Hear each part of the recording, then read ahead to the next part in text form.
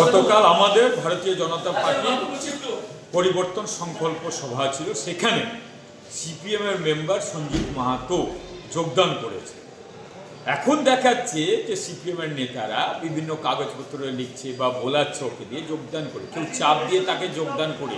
আর শুনে রাখুন, সিপিএম ঘোলা জলে মাছ ধরতে চাই, সিপিএমের দূরবীন দিয়ে খুঁজে পাওয়া যায় না। এই সঞ্জীব মাহাতো সিপিএমে থাকবে না, বিজেপিতে স্বেচ্ছায় জয়েন করেছে। এখন ওর বড় বড় নেতারা জেলার তাকে দেখানো হচ্ছে যে জয়েন করে নিয়ে তাকে দিয়ে বাইট করানো, চাপে ফেলার চেষ্টা করছে।